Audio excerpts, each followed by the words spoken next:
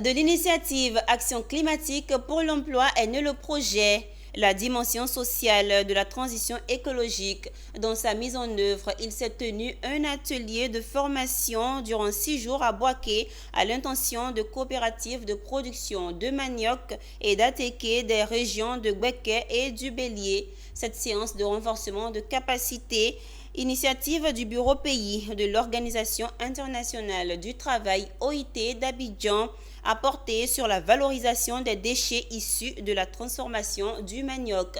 Le récit de Emmanuel Bonzo. Le projet La dimension sociale de la transition écologique prépare les acteurs de la filière manioc à mieux aborder ce tournant décisif de préservation de l'environnement. Dans ce cadre, des leaders de coopératives de production de manioc et d'Atéké des régions de Gbeke et du Bélier ont eu droit durant 6 jours à une formation à la mairie de Boaké. Elle a consisté à montrer aux participants des techniques de valorisation des déchets issus de la transformation du manioc. Tout ce que nous avons appris durant toute cette formation va nous servir dans un premier temps à avoir de l'argent qui est l'économie, à créer de l'emploi, à rendre nos sites propres et puis bénéficier aussi de la santé.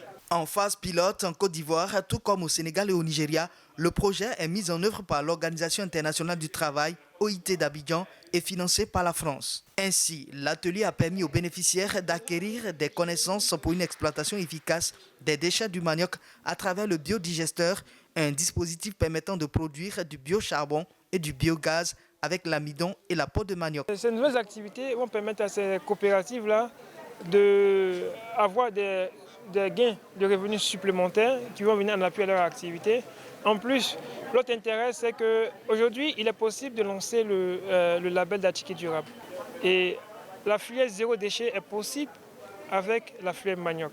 Car tous les éléments issus de la production, tous les déchets issus de la production ont une voie d'évaluation directe. La filière manioc commence à prendre beaucoup de terrain, commence à gagner en importance parce que le manioc, selon les scientifiques, je passe sous le couvert, est une plante très résiliente.